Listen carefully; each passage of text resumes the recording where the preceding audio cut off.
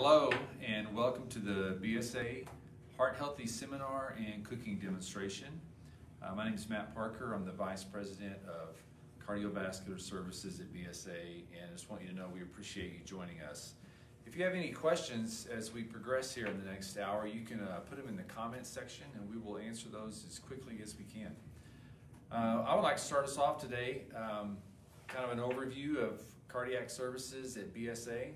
A couple of things we'll want to notice is that BSA is a leader in cardiac care in the area. We are an accredited chest pain center. We're also an accredited cardiac rehab facility, which is cardiac rehab is the treatment option for individuals that have either had surgery or have had dealing with heart failure, and they need some level of physical recovery to help them improve the function of their life. We are also a Blue Cross Blue Shield Blue Distinction Center for cardiac services. We're the only one in the area. In fact, we're one of only 7 hospitals in the state of Texas to earn that distinction for cardiac care. So to reach those metrics, we have a lot of services that we offer. We have a full complement of cardiology diagnostic capabilities, anywhere from imaging to laboratory to stress testing. Every cardiologist in Amarillo is privileged to work at BSA and provide their services here. And one of the services that you can have access to immediately is our coronary artery calcium score. It's a CT exam, literally only takes a few minutes. We charge $100 for that. You need a referral from your physician, and the purpose of it is it allows your physician to determine if you have any calcium buildup in the arteries of your heart, and if you do, it can inform them on which direction to go in providing you treatment. This is really for people who have not been previously diagnosed with heart disease, and typically individuals in their 40s and in their 50s. I'm a prime candidate myself. I'll let you guess which age that is. Additionally, from a procedural point of view, we have a cath lab, a cardiac cath lab, and a cardiac EP lab. Now, the cath lab is the place where they have a specialized team that's trained to use these catheters, is where it gets its name, that they actually put in a vessel that can go up to your heart and look at the vessels on your heart to see if they're healthy. You hear this commonly if someone has a heart attack, they end up having a heart cath, or if they're having chest pain, they'll have a heart cath. So we do both diagnostic tests to determine what's actually wrong. They also do procedures where they can put in a stent or use a balloon to improve that condition. We also, the EP lab, I called it, stands for Electrophysiology. Now this is a little more complicated branch of cardiology. And this is the room where we do pacemakers and defibrillators. You may have heard of those terms, but there's also another thing they do called ablations. Ablations are pretty high tech and very specific on who gets that treatment. Maybe you've had that done yourself, or you know someone in your family, you've heard that term. But those are the labs we do those in. So there's a lot that we are able to offer. And then there's some specialty areas that from a technology point of view, where BSA has really been able to lead the way. We are currently the only facility in Amarillo that offers a transcatheter aortic valve replacement. So we call it TAVR for short, and it's really special because instead of having to cut someone's chest completely open and then cut their heart to put in a new valve, now they do just like they do with a heart cath. They come in through the vessel, goes up through the top of your heart, and then they can actually implant the valve right there and bring back out, and within 24 hours people are up walking around again and feeling good, and usually are home within 2 days. A second procedure we offer in the cardiovascular front that's unique to BSA is it's called TCAR. You can hear the trans word again. It's a Trans-Carotid Artery Revascularization. Now this is a procedure our vascular surgeons do. And the carotid artery is the big artery in your neck. You have one on each side. And sometimes they get clogged up. And historically what doctors have done, surgeons have done, is they've actually had to cut it open to clean it out. But a second way you can do it is to put a stent in there. So what's different about TCAR is that actually they use a device to access the vessel in the neck, and they actually reverse the blood flow temporarily so fragments won't break off. And the bad thing about fragments breaking off is they can go to your brain and cause a stroke.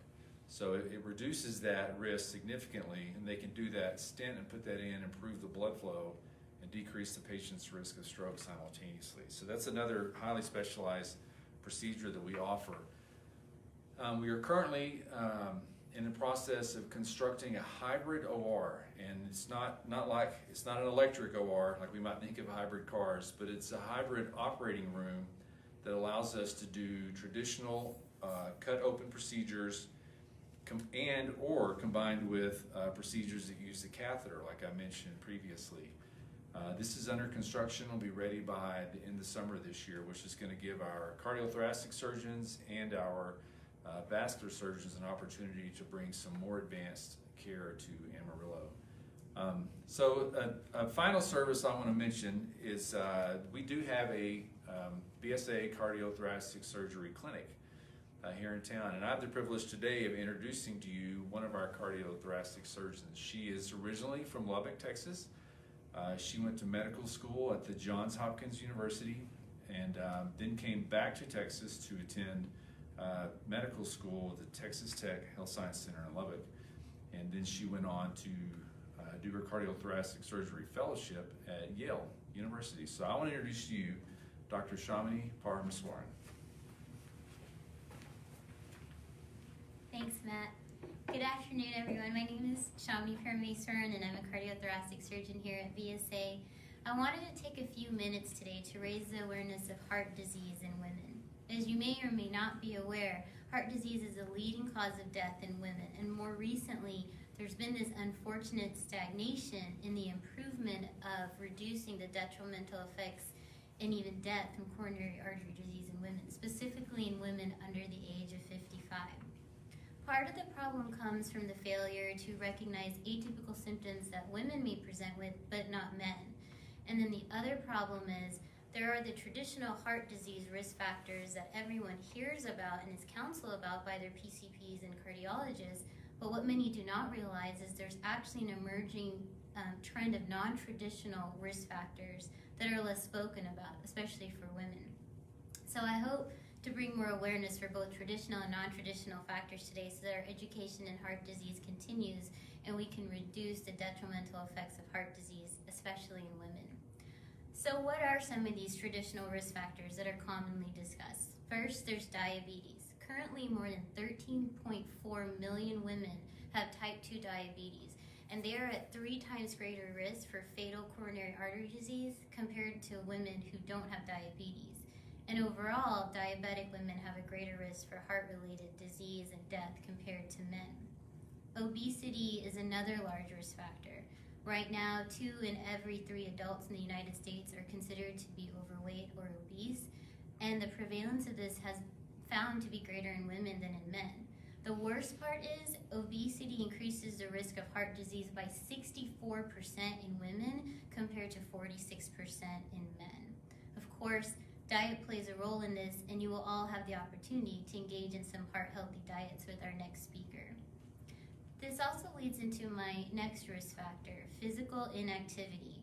In general, it is recommended that adults should get at least 150 minutes of moderate intensity activity or 75 minutes of high intensity activity. And in addition to this, muscle strength training activities are recommended at least 2 days per week. However, unfortunately, it's been shown that inactivity was found to be higher in women than in men, and this has only worsened with increasing age. Multiple studies have shown over and over that especially for women who engage in physical activity, there's an associated lower rate of chronic disease, including heart disease, as well as an enhanced long-term life. So it's really important to remain physically activity and aim to do at least 30 minutes of some type of moderate or high-intensity activity 3 to 5 times a week. Next, we have high blood pressure.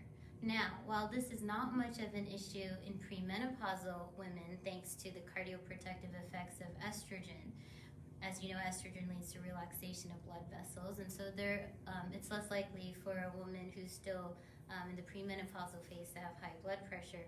It becomes an issue in the elderly women who are now in the menopausal stage. Furthermore, high cholesterol is the strongest risk factor for heart disease in women. And again, this is usually found mainly in postmenopausal women. And then finally, there's smoking. So even though there are overall fewer adult women smokers compared to the male smokers, women were found to have a 25% increase of heart disease due to smoking compared to men.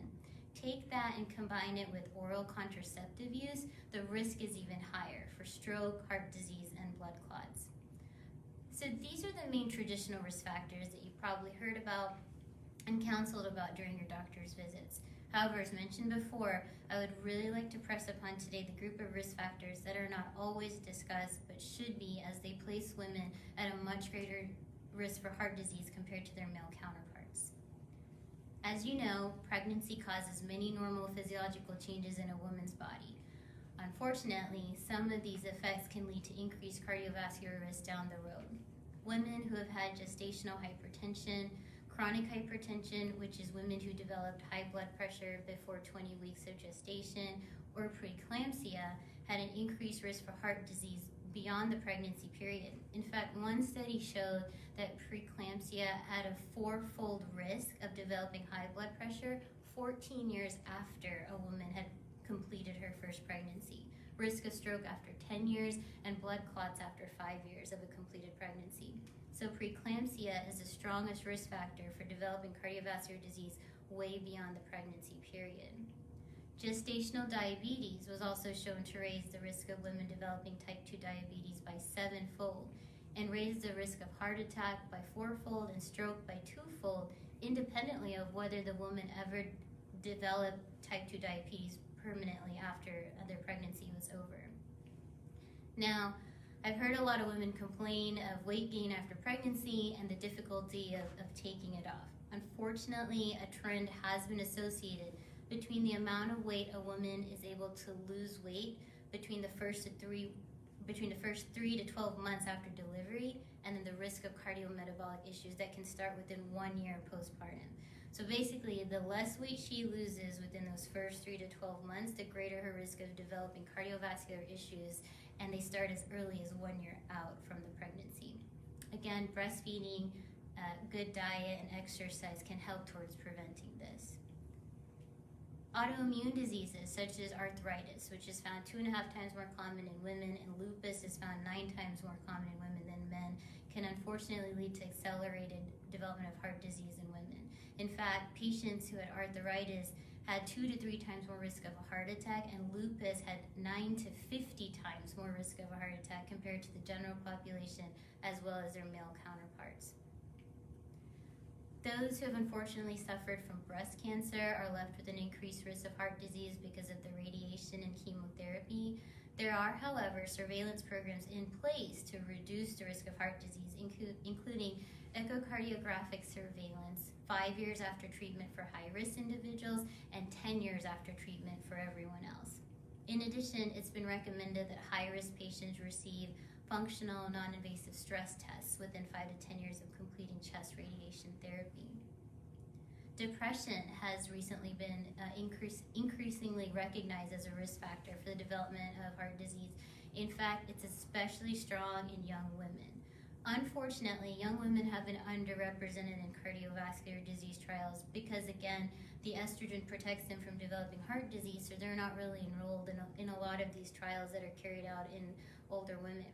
What we found is, even though there's been a decline in cardiovascular deaths overall in the United States, this death is unfortunately less pronounced in younger women, especially in the recent years, and we found this to be associated with a time period of increasing depression. So mental illness plays a strong role in the development of heart disease, and it's imperative we stay aware of this risk factor and seek help when it's needed. Finally, postmenopausal women are, of course, at increased risk for heart disease as they no longer have the cardioprotective benefits of estrogen. Estrogen's properties have been extensively studied, especially its influence on protecting the heart and reducing coronary disease. So this, of course, led to the great debate about using menopausal hormone therapy, and the overall current consensus that's emerged from this is it's fine to use it at the lowest effective dose as long as it's used within the first 5 years of the menopausal stage, but it should never be prescribed for the sole purpose of preventing cardiovascular disease.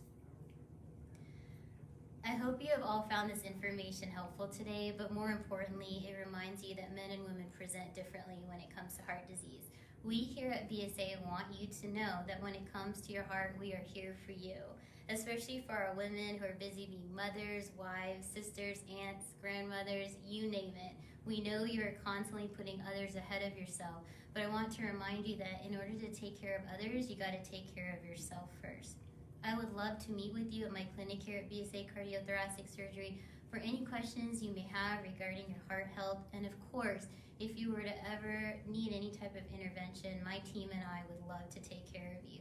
We offer a broad range of surgeries, including coronary artery graft bypass, aortic aneurysm repair, aortic and mitral valve repair, along with many minimally invasive procedures.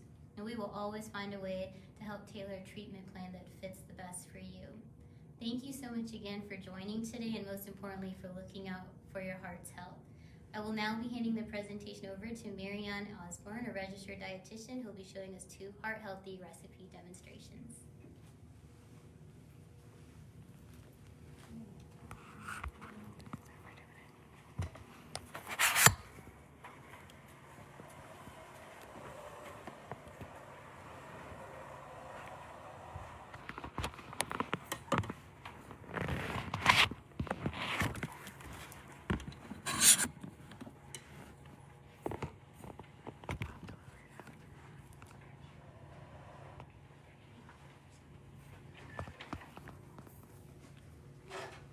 I'm Ann Osborn, and I'm a registered licensed dietitian, and I work at our Outpatient Therapy Services Center where I see outpatients, and I also have the honor of working in our cardiac rehab program, and I teach 5 classes on different nutrition topics for our cardiac rehab patients at our Outpatient Therapy Services Center.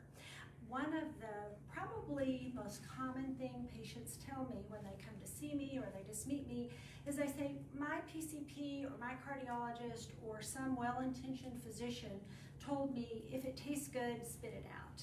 And I always hate to hear that because it makes people feel like they aren't empowered to make changes. And so I really like patients to approach it from a more positive view whenever we're really looking at what can we do at home to really make our heart healthy diet work for us. And it can taste very good. So you can see in front of you I have lots of things that I brought for us to talk about. But before we dive into our recipes, I want to really kind of think about what is it that we want to approach when we're looking at eating a more heart healthy diet. So I like to think of it almost as a triangle, with no side being any more important than the other. It would be an equilateral triangle. And one thing is the fat, but more importantly, what kind of fat. And I have my food model of a steak, and this demonstrates what saturated fat looks like. It's usually hard and kind of waxy, solid at room temperature. We see it in a lot of meats. And saturated fat is what we want to lower in a heart healthy diet. We want to shift towards more monosaturated fats and polyunsaturated fats. So it's a matter of we don't have to cut fat out, it's a matter of switching. We don't have to totally say goodbye to saturated fats, but lowering those while increasing polyunsaturated and monosaturated fats. The other kind of fat you hear about is hydrogenated fat, or you might hear it called trans fat. And people say, well, what is that one? And that is a man-made fat. Food companies manufacture hydrogenated or trans fat. It's chemically changed. Some patients call it plastic fat to me. That's really all experts can agree that we really want to really look for the sources of trans or hydrogenated fat in our diet and really try to lower those. We see those a lot of times in bakery goods.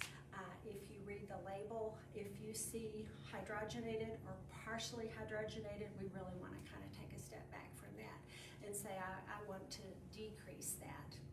The other thing we think about is salt or sodium, because a lot of times we're trying to control our blood pressure, as the previous speakers have kind of talked about. And so if we eat sodium, that acts like a sponge to pull water in, so it kind of works against our medications that we might be taking. The dietary guidelines for Americans recommend all Americans try to shoot for a goal of 2,300 milligrams or 2,300 milligrams a day.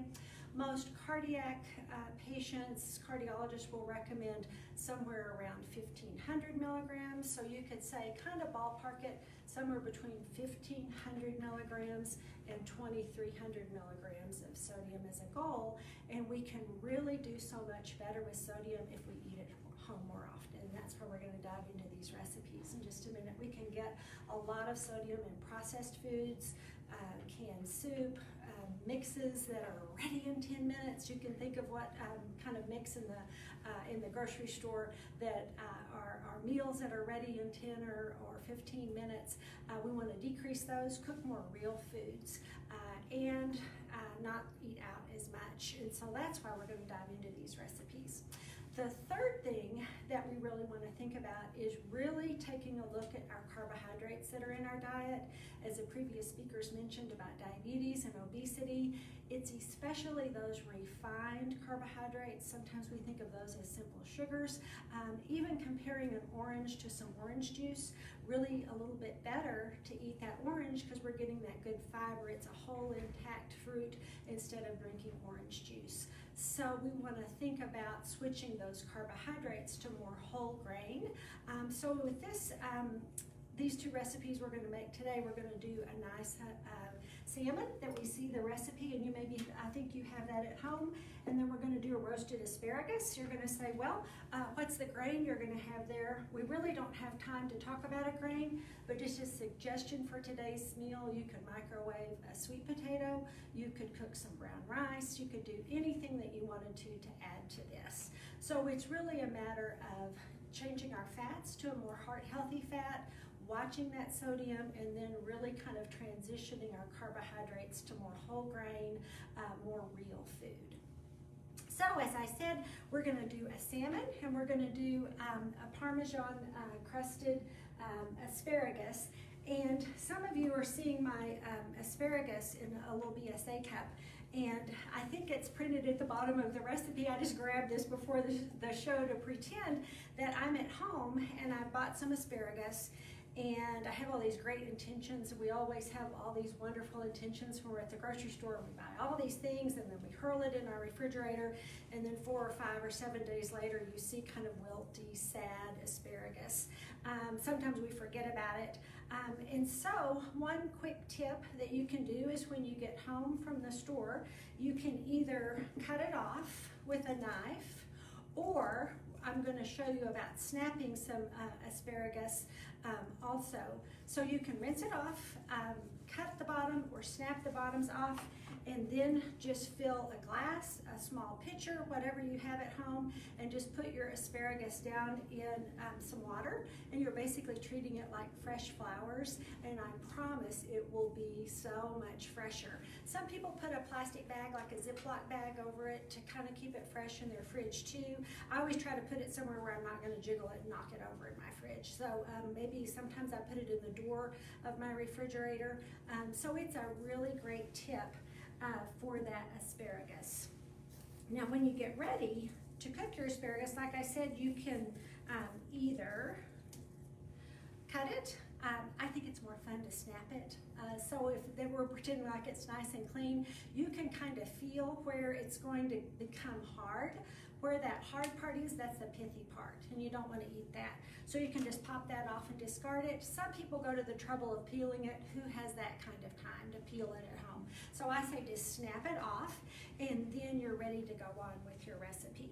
I'm going to go ahead and go through the asparagus because our salmon is a little more steps. So we're going to pretend like we're washed our, let's see, our asparagus, and I'm going to show you what our finished product looks like.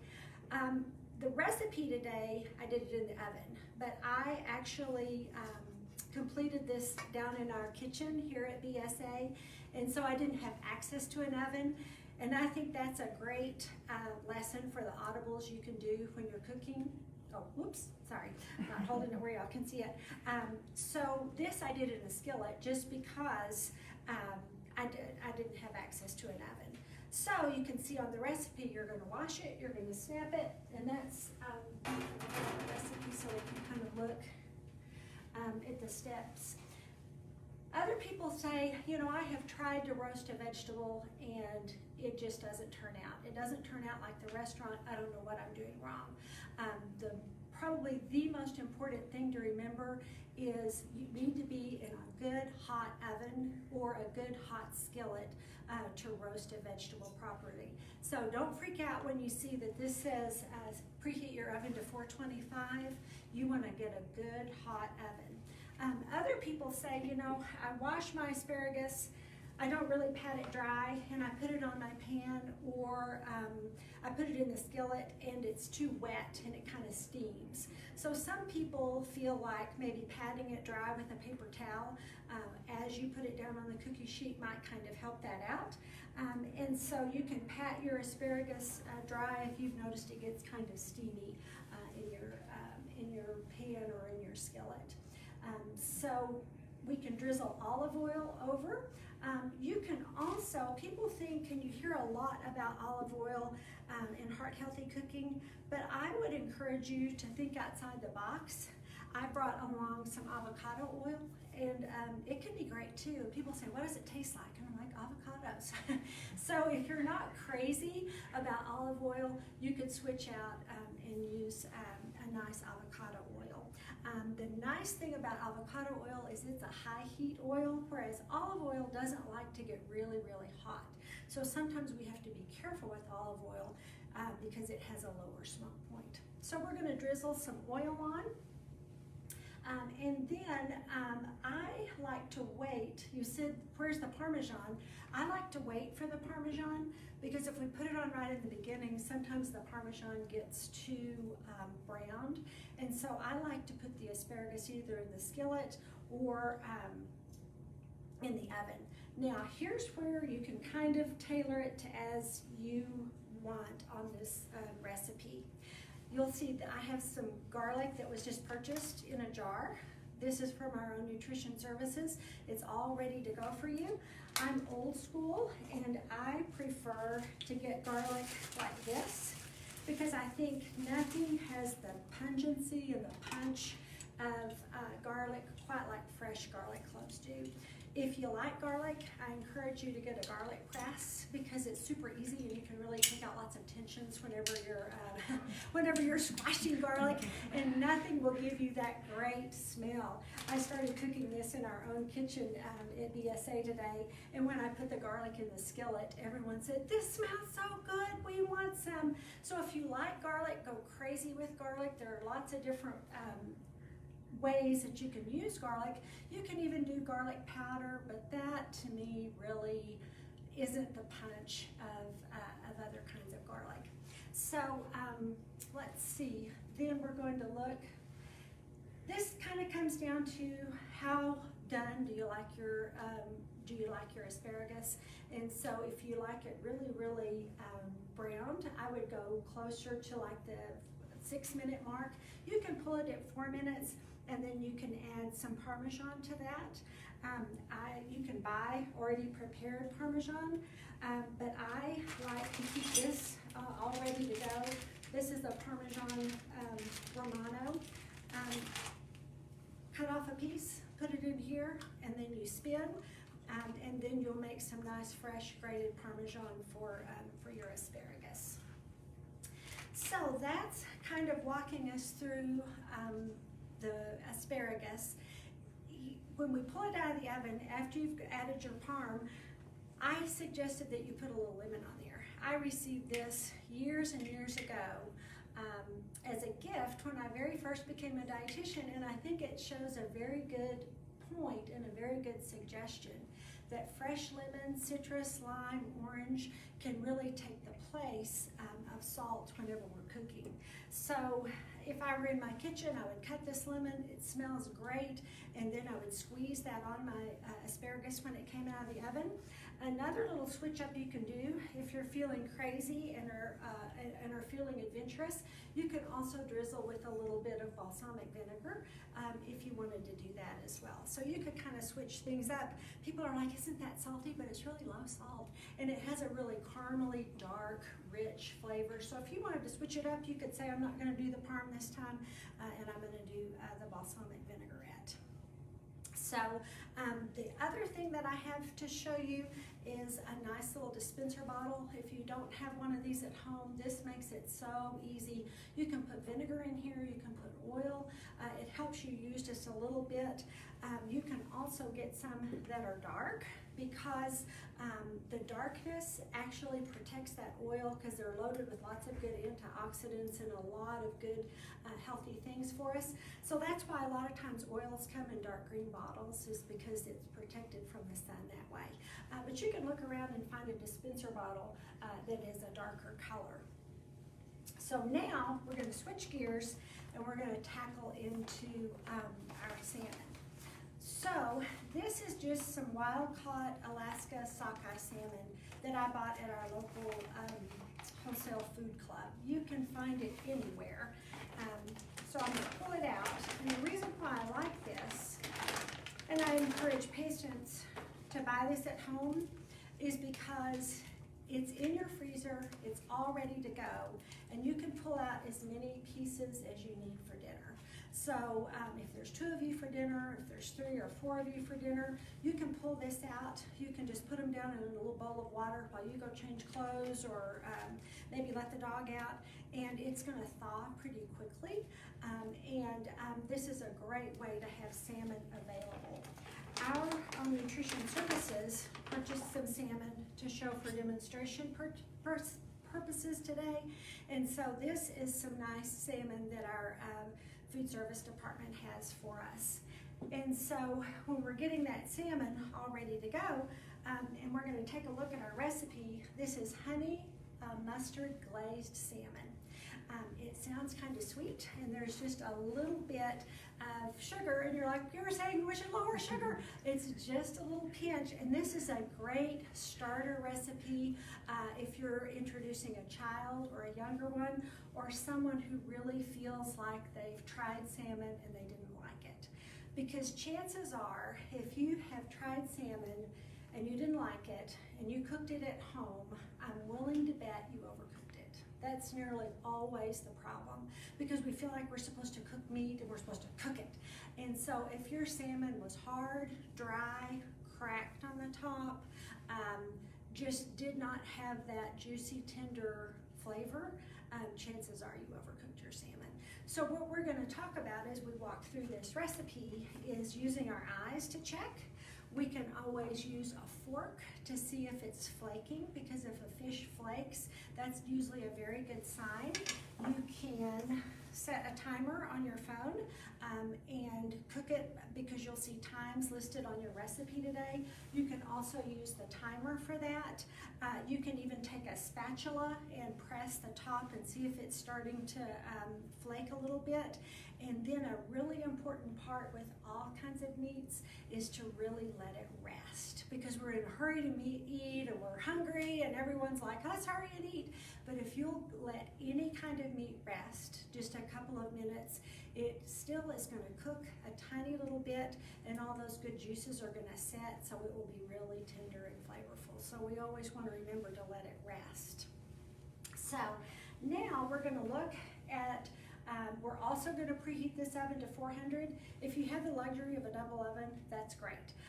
But like I was saying earlier, I just did our asparagus on the stovetop, and it worked just fine down in our own kitchen. So we're going to mix the butter and the brown sugar, and you can see the ingredients here. It's a tablespoon of butter and a tablespoon of brown sugar. You're like, well, it's sweet, and you're using a little bit of butter, and that is a saturated fat, but we're just using a tiny amount that's going to go all over our salmon. So I microwaved this a little bit earlier. You see this is going to be the consistency that it's going to be kind of like we can paint it on. So after we get that all just kind of flashed in the microwave, 30 seconds or a minute, we're going to stir in then some low sodium soy sauce. And I just brought this along to show you what low sodium. There are a bunch of brands out there, but this is a pretty good one. You'll save somewhere between 40 and 50% of the sodium if you'll switch to a low sodium soy. You can also use ponzu too. You'll see that available. Then we're going to add the mustard, and let's see. I probably need to put my glasses on. Anyone who knows me is like, how is she doing this without her glasses? Then we're going to add let's see, 2 tablespoons of Dijon mustard. And so this is an example of Dijon mustard that is just from my home, and we're going to stir that in. Do you have to use Dijon mustard? No. Could you use any kind of mustard that you have at home in your fridge? Yes. You can use stone ground mustard. You can use plain old prepared mustard. That's what we think of that if we're going to make a sandwich. You can use any kind of mustard really that you want. So now we're stirring it. You see we're getting a nice little consistency there. And then we're going to look back, and then we're going to add some honey. And so we have about a tablespoon of honey, and I think I have we should end up with 5 things in this bowl. So now we're going to drizzle in our honey. And you can adjust this, if you want a little more, a little less. You're not baking a cake. So you can just stir this up. And we're going to stir this. I need to angle this where you can see. Can you see that? So it's going to be a nice little consistency that we can paint. You can paint on your salmon with a spoon. You could use the back of the spoon. You could drizzle it on your salmon whenever we're ready. But I always like to use a silicone brush. They're super handy. You can pop them in the dishwasher after you're done. I feel fancy whenever I'm painting it on, and I think you have a little more control if you'll paint it on with a silicone brush. So we're going to get our salmon out. We have it all ready, and I have, through the magic of Facebook Live and our BSA kitchen, I went down to our kitchen, and I just put some olive oil in my pan, and then you can see I seasoned up this salmon before I put it in the pan.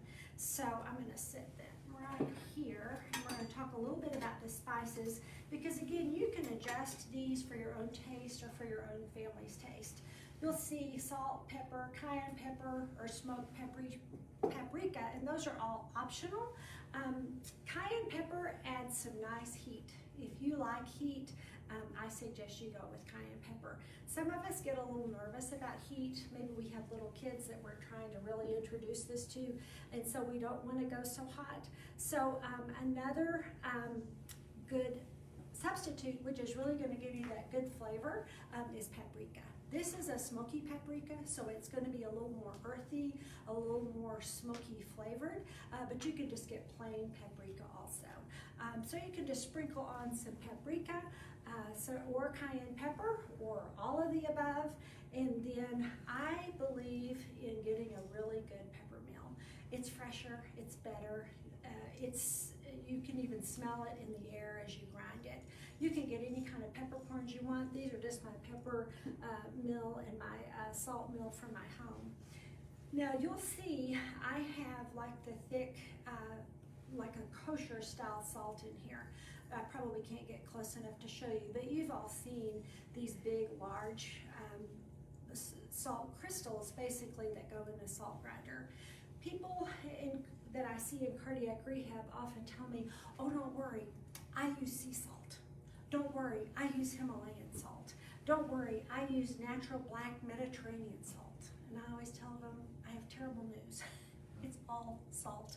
And people say, I buy salt substitute. Don't worry, I have co-salt, I have no salt. And I tell people that's potassium chloride. And sometimes you really need to run that past your doctor, because some of us have conditions where our potassium is high, maybe because of our kidneys. Sometimes we're on a medication that drives our potassium up. So even a salt substitute, you should really let your doctor know about. Plus, I think they taste metallic. I don't think they have the real good flavor that we're looking for.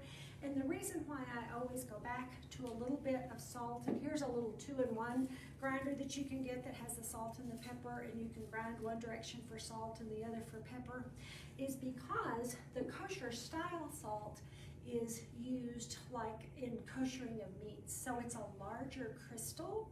So I like to tell patients, think of it as a snowflake melting on your tongue. A little bit of that crystalline kosher salt to me lights up your brain a little bit more than shaking a whole lot of salt out of a salt shaker. And speaking of that, if you or maybe someone you live with is really hooked on shaking something at the table, I recommend you get a table blend herb, because some people just cannot sit down.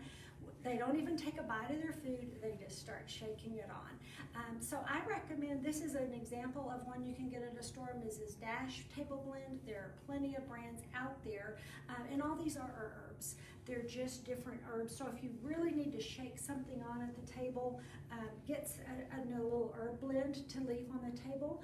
And then when you do use salt, try to get by with less. Plus, our salt and pepper is on the outside, and so it kind of registers in your brain a little bit faster. So now, let's see, where did I leave my salmon? Over here.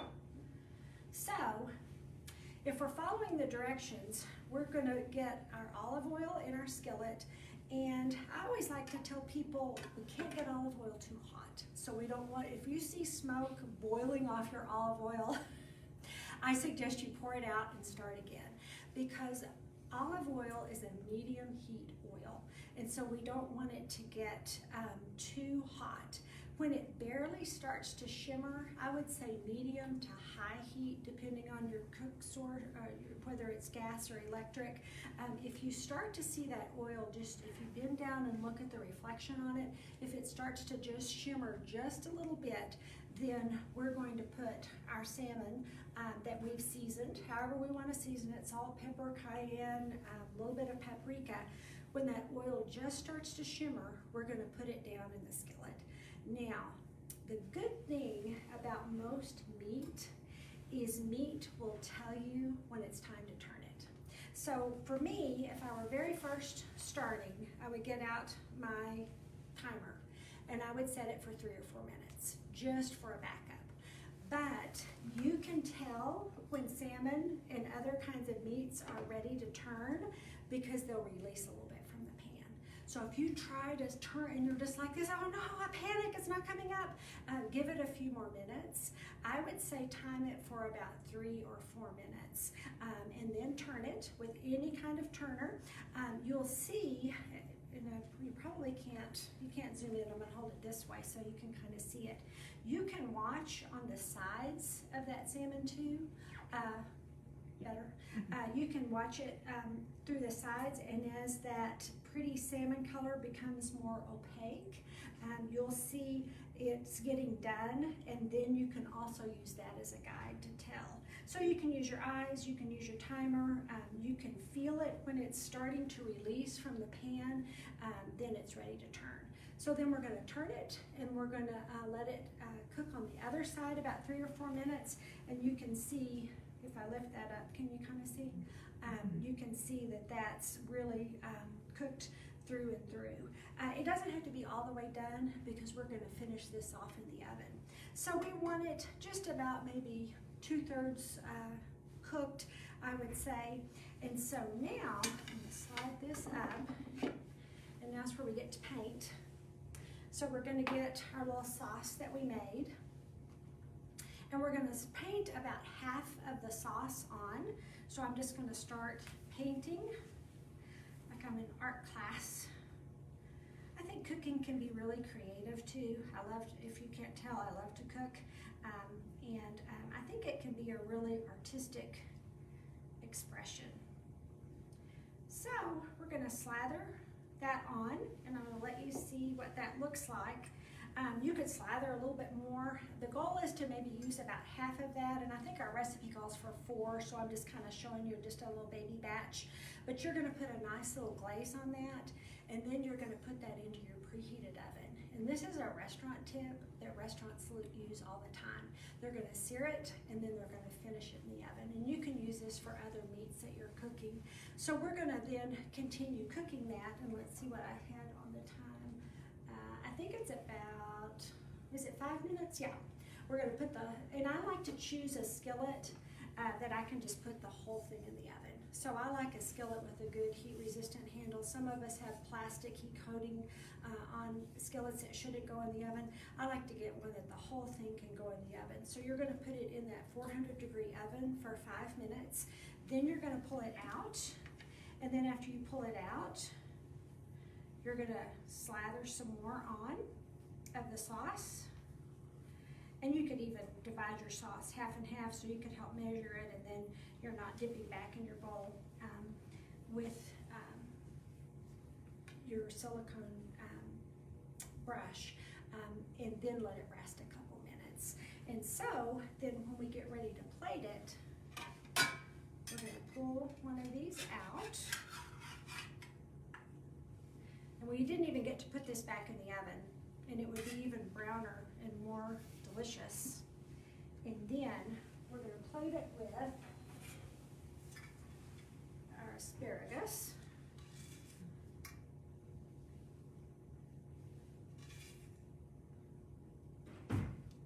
Then at that point I can squeeze on some lemon. I can do a little splash of balsamic if I wanted to do that.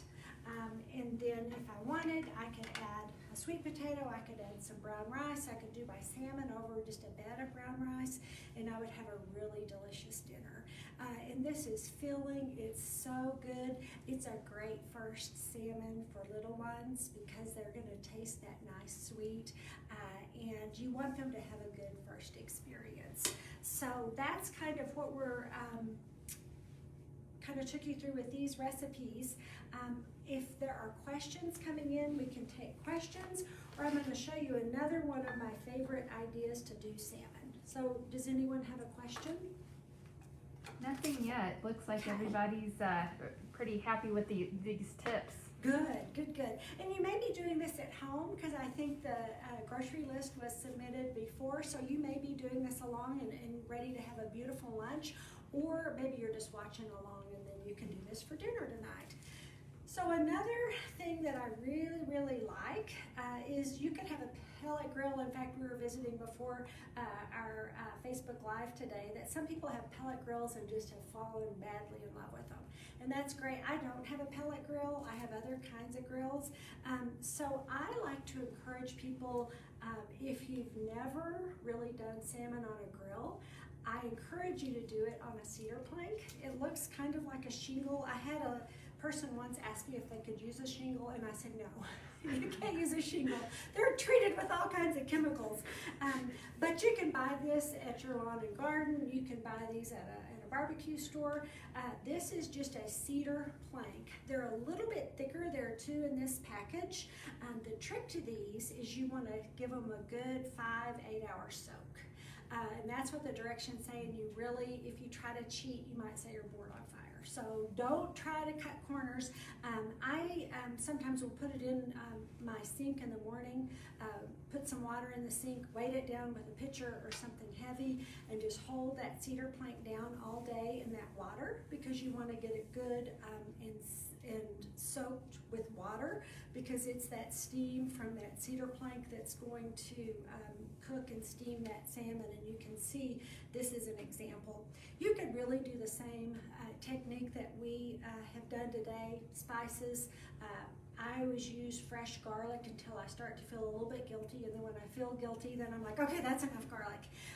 And then you could put just a little crumble of brown sugar. You could use all the basic ingredients from what we stirred up today, and then get your grill about medium heat. You could do this in your oven too if you didn't have a grill. About medium heat. Usually I time it about 25 or 30 minutes. I've even put fresh sprigs of rosemary on my grill, on my cedar plank whenever I'm grilling it, and that good rosemary will infuse. It will be the most tender salmon that you've ever tasted. And some of us are like, yeah, but that sauce that you dip your salmon in, it's sour cream, and that's like saturated fat, so I shouldn't use that. I like to encourage people to try a plain Greek yogurt. It doesn't have any fruit flavoring. It's a plain Greek. You can get 0% fat. You can get 2% fat. You can get full fat Greek yogurt. I would go with 0% or 2%. 2% fat's kind of hitting in the middle. You can make a great dipping sauce by either using all plain Greek yogurt or half Greek yogurt and half sour cream. Then I like to put a lot of dill in. You could either be dried or fresh. You could do even some herb blends with that. You could just use any spice really that you want to. You could put garlic in there. You could do whatever you wanted. And that could be a great heart healthier dipping sauce for your salmon. So that's another really good way. People say, oh, all this talk about salmon, do I have to eat fish every night? My husband or my wife loves red meat. And what I always tell patients, and this is really what the American Heart Association encourages, is try to set your sights on trying fish twice a week.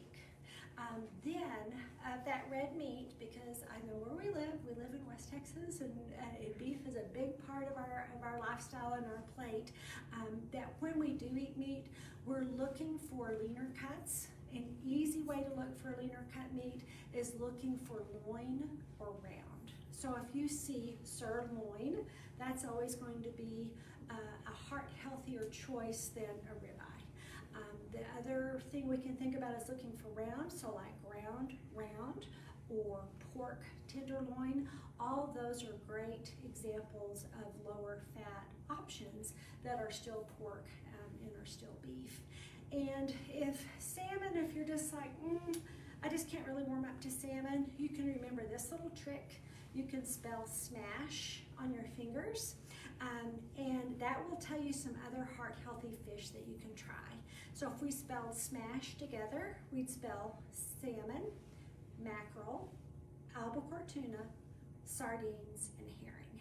And those are, that's an easy way, it's an easy little rhyme to remember those other heart healthy fish that are out there.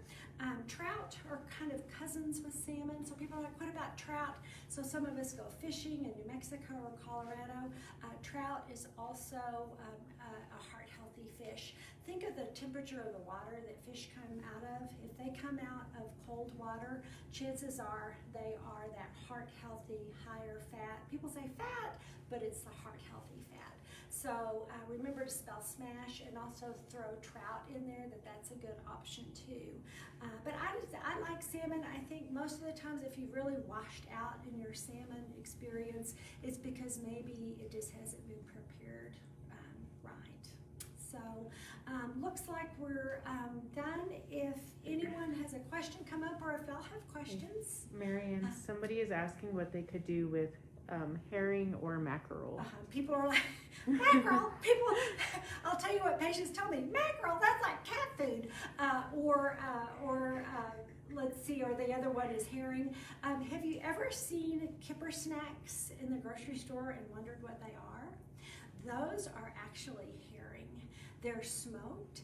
I got to go to the Netherlands once. My relatives are from the Netherlands, and my sister and I drug our husbands on a tulip time cruise, and we saw these wooden carts that were in Amsterdam, and they were selling smoked herring.